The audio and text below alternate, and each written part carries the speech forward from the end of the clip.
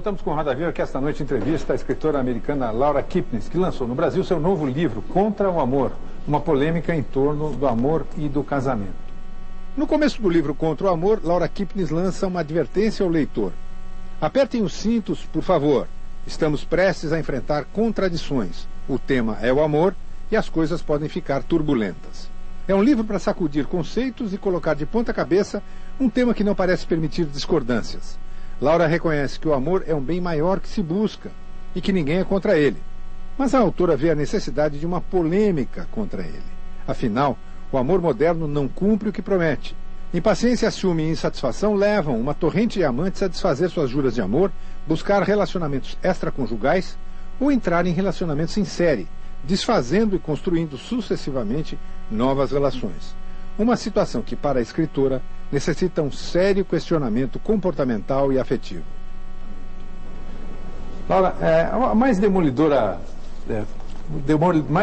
trecho do seu livro, na minha opinião, é um em que você relaciona em algumas páginas, 5 ou 6 páginas, a quantidade de coisas que não se pode fazer num casamento. E eu vou citar, por exemplo, algumas aqui. Você não pode se repetir, não pode ser dramático demais, não pode saber de coisas que o outro não sabe, nem dar a impressão de que está exibindo seu conhecimento, não pode comer o que quer, não pode falar palavras que não são aceitas, e eu não vou citar quais são as palavras, não pode chamar um faz-tudo para concentrar alguma coisa se o outro se considera habilidoso, e assim por diante. O que eu pergunto é o seguinte: eu conheço inúmeros casamentos em que há alguns desses não pode, mas em que há um enorme esforço, e você também liquida com esse esforço, para diminuir a quantidade dos não podes, aceitando que o outro é diferente. A coisa talvez mais difícil de se fazer num casamento, num relacionamento qualquer. Pergunto se é isso mesmo, quer dizer, não adianta tentar, cairemos sempre nessa interminável coleção de não podes? I should say, to begin with, all of those were true. They were actually asked people and they responded, so it's true to life. I think that's a very profound question that you ask, whether that has to be the case. And I do think part of what happens in the modern situation is that love becomes so all-important to us and to our beings, to our egos, to our sense of self, that the possibility of losing love becomes incredibly traumatic, especially when it's not your choice. For the breakup to happen when you haven't chosen it is such a trauma. People do everything they can to forestall that. And so there's a lot of anxiety that comes with modern love. And I think one of the ways that people try to forestall the anxiety, to assuage the anxiety, is to try to control the other person, to have them be predictable, to have them meet the needs that you think you have. And the irony is what happens in that situation is you end up driving the other person away.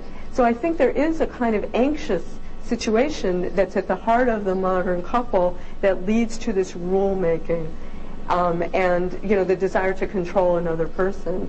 So I think it comes out of anxiety and insecurity, and if we could get rid of those things, that definitely would be utopian. Professora, de certa maneira, a senhora concorda no livro que um certo grau de repressão na sociedade ela é necessária para a sobrevivência da própria civilização.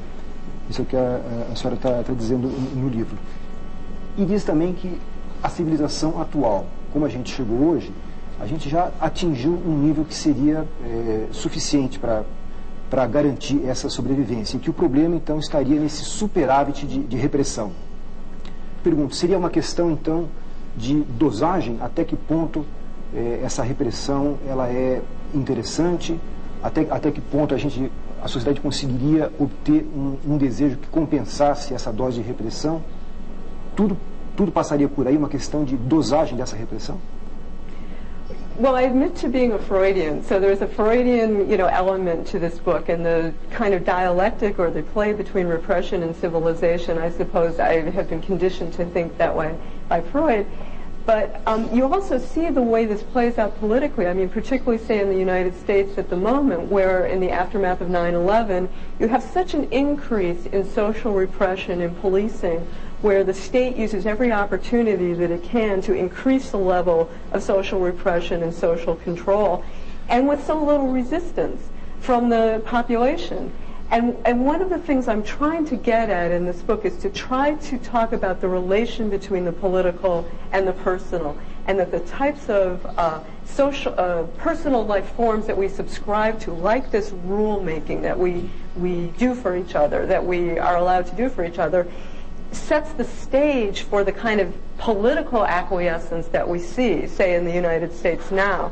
So this idea that in order to get love, you are allowed to tell the other person what to do at the most minute level, these micro-policing of behavior. You know, you can't do this, you can't eat that, you can't go here, you can't go there, sort of prepares the citizen's mentality for the kind of repression that we see getting enacted in the United States on the citizens, secret policing, you know, et cetera, et cetera. So I think it's these levels are related. Verso. Eu não tenho a menor objeção ao que a Laura disse.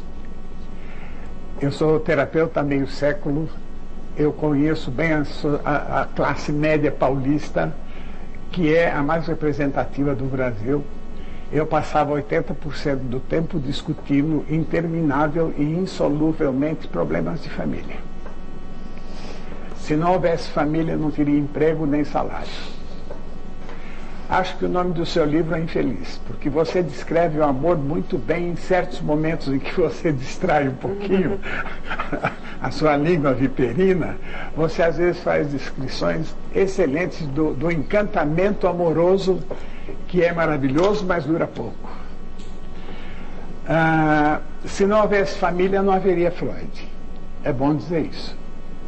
Eu acho que há sempre a confusão das pessoas entre eu gosto da palavra encantamento amoroso e o desejo de eternizá-lo.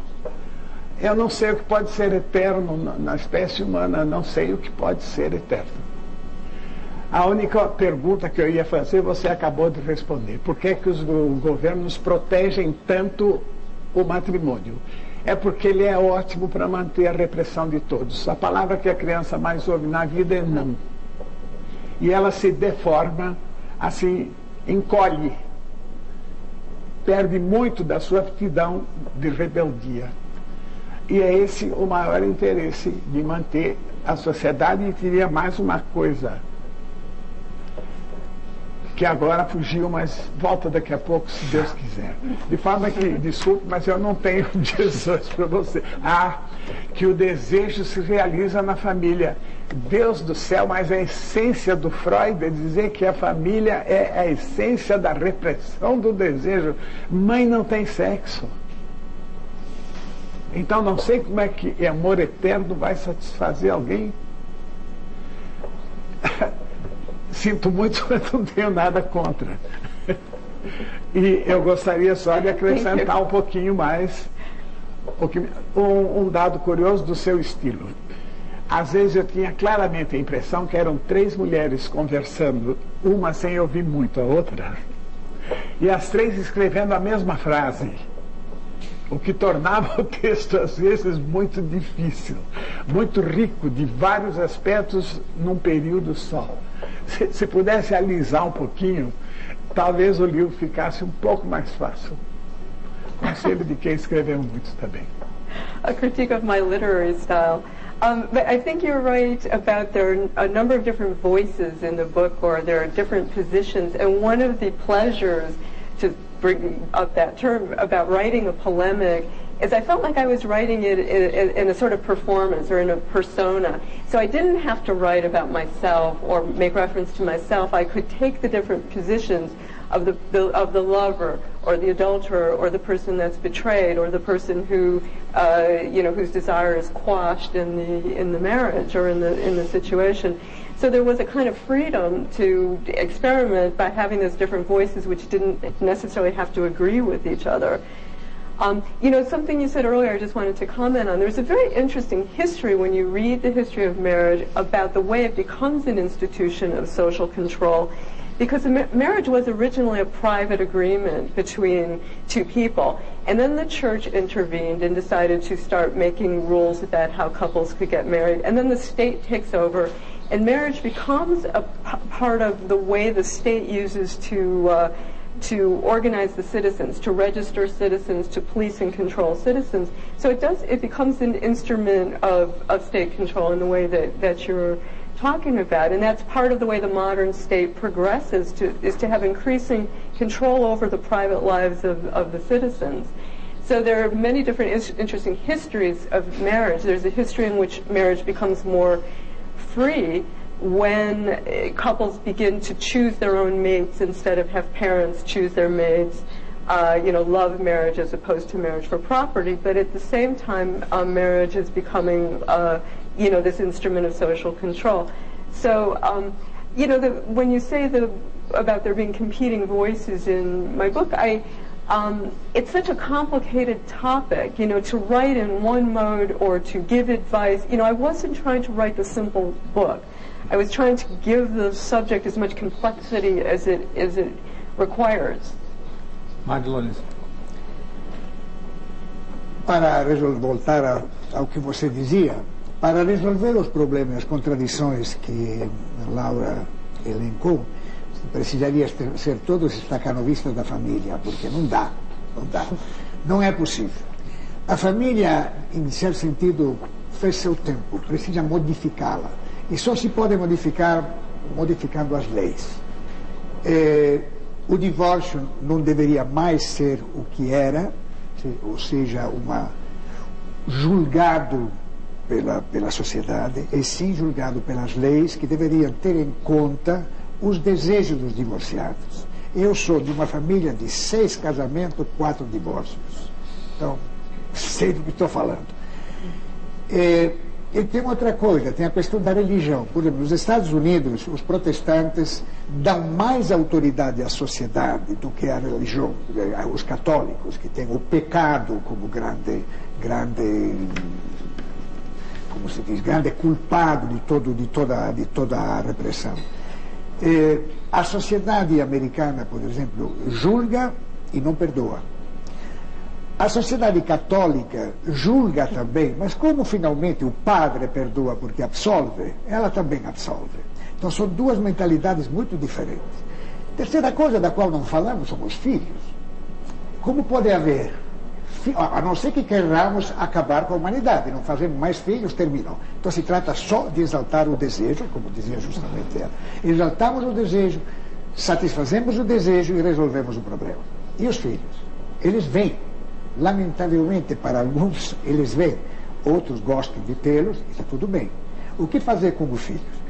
Eu sou de uma família, repito, com 4 divórcios que envolveram 7 filhos. Os 7 filhos foram felizes só o dia em que os pais divorciaram. Os meus, por exemplo, o dia que minha mulher e eu anunciamos que íamos divorciar, disseram ainda bem, porque vocês dois juntos não são mais suportáveis. Agora, cada um, tudo bem. Então, eu acho que você disse uma coisa muito certa, mas temos que ter em conta estes fatores. São fatores, claro, se prestam à polêmica, mas se as leis que nós criamos durante os séculos, que são em grande parte devido a religiões e não a questões cívicas, pudessem ser modificadas civicamente, nós chegaríamos já muito mais longe do que nós estamos hoje. Esse é um aspecto que eu não vi no seu livro. Filhos, religião, leis. Seria importante, enfrentar estes argumentos para dar ao seu livro a possibilidade de encaminhar para, não digo uma solução que seria difícil, mas para uma visão mais otimista daquilo que existe hoje. Você acha que o casamento Você acha que o casamento vai acabar? Let me try to answer this first. Okay, No, I'm this is sorry. a complicated question. Desculpa, eu pensei que você não fosse responder o que ele estava dizendo, e por isso que eu fiz uma outra pergunta. Desculpa também. Well, I can try to do those together. I'm very glad you said what you said, because in the context that I was writing about in the U.S., whenever children are raised, the discussion is so hypocritical. Because children are always raised as a way to say couples need to stay together for the sake of the children. This is a phrase in America, for the sake of the children. And it means that the adults stay together even though they're miserable because they think that's what the children need. But in a way, what's happening, because the institution of marriage is in such transition, and the norm is really much more now serial marriages rather than one lifelong marriage. So in a kind of informal way, people are devising the kind of solutions that I think you're implying, of these mixed families where you have, this parent and this step-parent and the children from this family and the children from this family, kind of inventing new types of families. So rather than it coming about through legislation, it's coming about by people having to devise solutions because marriage is in such a transition. But the United States is so hypocritical because there's so much talk about family values and the children and for the sake of the children. And we have an enormous child poverty rate. So when it comes to moralizing about adult behavior, that's when you hear this phrase, for the sake of the children. But when it comes to resource allocation, like some sort of guaranteed payment to mothers for their children so that children are not living in poverty, no resources will be devoted to the children, only moralizing.